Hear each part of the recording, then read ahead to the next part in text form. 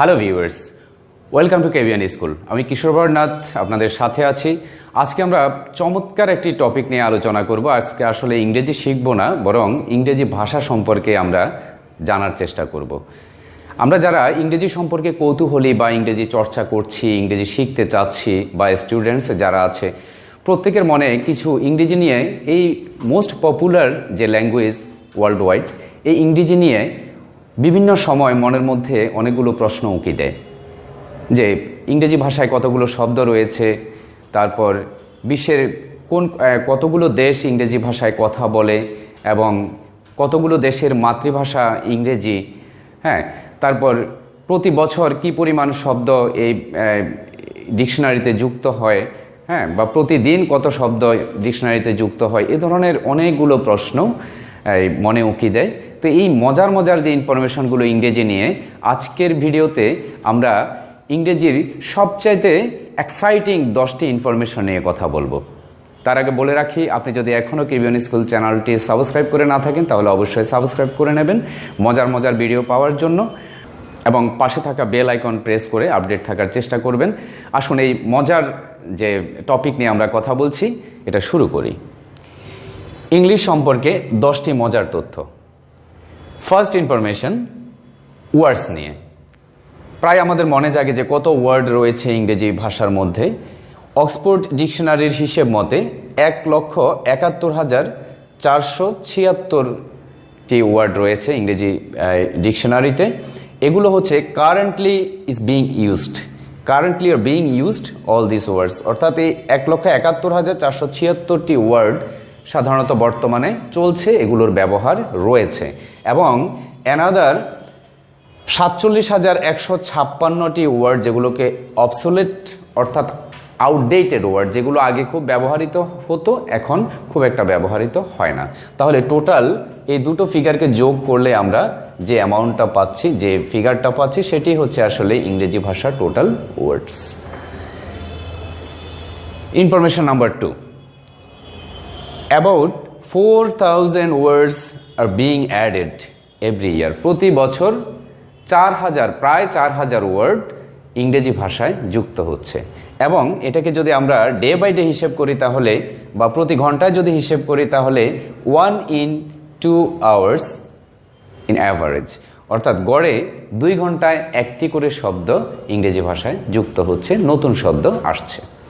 Information number 3, 11% of the entire English language is just the letter E, অর্থাৎ আপনি যদি একটা টেক্সট লেখেন তাহলে সেখান থেকে যদি আপনি ABCD এর A to Z পর্যন্ত হিসাব করেন যে কোন লেটার বা বর্ণটি কি পরিমাণে আছে, এবং টোটাল ইংলিশ ল্যাঙ্গুয়েজের যে টেক্সট রয়েছে সেখানে, বা আমরা বলার ক্ষেত্রে যেটা ব্যবহার করি, টোটাল ইংলিশ ল্যাঙ্গুয়েজকে অ্যানালাইসিস করলে দেখা যাবে যে 11% কাজই হয় আসলে এই ই বর্ণটি দিয়ে, ই লেটার দিয়ে। খুব এক্সাইটিং। ইনফরমেশন নাম্বার 4, 1/4 অর্থাৎ 1/4 of the world's population speak at least some English. সারা পৃথিবীতে 600 কোটি বা তার বেশি মানুষ রয়েছে, তার মধ্যে তার 1/4 মানুষ অন্তত কিছু হলেও ইংরেজি বলে, অর্থাৎ ইংরেজিতে কথা বলে। Information number 5, over 80% of the information stored in computers worldwide is in English. সারা পৃথিবীতে যে কম্পিউটারগুলো রয়েছে সেখানে যে ডাটা অর্থাৎ তথ্য স্টোর করা আছে, সেই তথ্যগুলোর মোর দ্যান 80% ইনফরমেশন হচ্ছে ইংরেজিতে। তার এখান থেকে আমরা বুঝতে পারছি যে আসলে কতটা ইম্পর্ট্যান্ট ওয়ার্ল্ড ওয়াইড এবং ইংরেজি শেখাটা আমাদের জন্য কতটা গুরুত্বপূর্ণ। Information number 6, English is the official language of 67 countries. সারা পৃথিবীতে 67টি দেশে অফিসিয়াল ল্যাঙ্গুয়েজ হিসেবে, অফিসিয়াল ভাষা হিসেবে ইংরেজিকে ব্যবহার করা হয়ে থাকে। Next information 7, 90% English text just consists of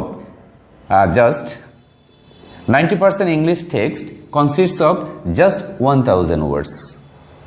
এটা আসলে খুবই ভাবার বিষয়, এবং এই যে পয়েন্ট, এটিকে আমি স্পেশালি হাইলাইট করব, কারণ ইংরেজি যখন আমরা শিখতে যাই, আমাদের স্টুডেন্টরা যখন ইংরেজি চর্চা করতে শুরু করে তখন আসলে তারা ওয়ার্ড নিয়ে খুব কনফিউশনে পড়ে যায়, ভাবনায় পড়ে যায় যে লক্ষাধিক ওয়ার্ড, এত ওয়ার্ড কখন শিখবো, এবং ওয়ার্ড না শিখতে পারলে তো আসলে ইংরেজি শেখাটা সম্ভব হয়ে উঠছে না, বোঝা যাচ্ছে না, প্রবলেম।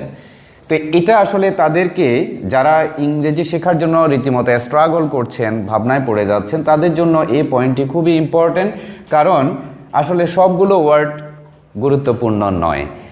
দেখা গেছে যে ধরুন একটা বই, এই বইয়ের মধ্যে যত ওয়ার্ড রয়েছে 100টি ওয়ার্ড যদি থাকে মোটের উপরে, তার মধ্যে 90% অর্থাৎ 90টি ওয়ার্ডই 1000 ওয়ার্ডের মধ্যে রয়েছে। অর্থাৎ এই 1000 ওয়ার্ড যদি, মোস্ট কমন 1000 ওয়ার্ড যদি আপনি জেনে নিতে পারেন, তাহলে আপনি যে কোনো বইয়ের 90% ওয়ার্ড বুঝে ফেলতে পারবেন।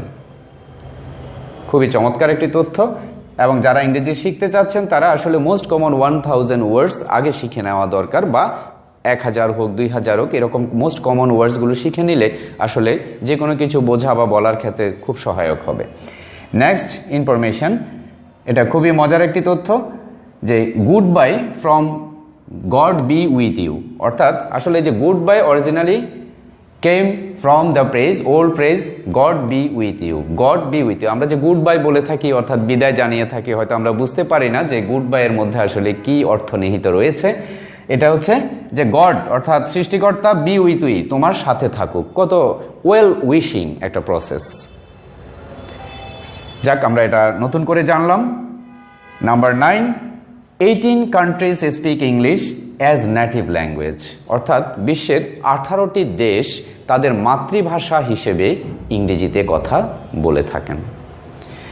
লাস্ট ওয়ান, ইংরেজিকে বলা হয় the happiest language, the happiest language, সবচাইতে সুখী ভাষা। কেন?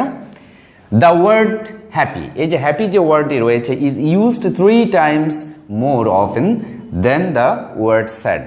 স্যাড হচ্ছে দুঃখ প্রকাশের একটি অ্যাডজেক্টিভ, এবং হ্যাপি হচ্ছে সুখ বা আনন্দ প্রকাশের একটি অ্যাডজেক্টিভ। এবং দেখা গেছে যে স্যাড যদি একবার ব্যবহার হয়, সেক্ষেত্রে হ্যাপি ব্যবহার হয়েছে 3 বার। অর্থাৎ স্যাডের চাইতে 3 গুণ বেশি এই হ্যাপি ওয়ার্ডটি ইংলিশ ল্যাঙ্গুয়েজে ব্যবহৃত হয়ে থাকে। এবং গুড এই যে অ্যাডজেক্টিভটি, এটি হচ্ছে মোস্ট ইউজড অ্যাডজেক্টিভ, এবং যত অ্যাডজেক্টিভ রয়েছে তার মধ্যে গুড এই যে ভালো কিছু প্রকাশক যে অ্যাডজেক্টিভ, এটি সবচেয়ে বেশি ইংরেজি ভাষায় প্রকাশিত বা বলা হয়ে থাকে, লেখা হয়ে থাকে। তো ভিউয়ার্স, খুবই এক্সাইটিং 10টি তথ্য আমরা আজকে ইংরেজি সম্পর্কে জানলাম, এবং এই মজার তথ্যগুলো আপনার ইংরেজি চর্চার ক্ষেত্রে, ইংরেজি শেখার ক্ষেত্রে আরও অনুপ্রেরণা সৃষ্টি করবে, এ আশা রাখছি। Thanks for watching. ভিডিওটি যদি ভালো লেগে থাকে তাহলে অবশ্যই লাইক, কমেন্ট, শেয়ার করে অন্যদের দেখার সুযোগ করে দেবেন। নেক্সট এপিসোডে আবার দেখা হবে, এ আশা রাখছি। ধন্যবাদ।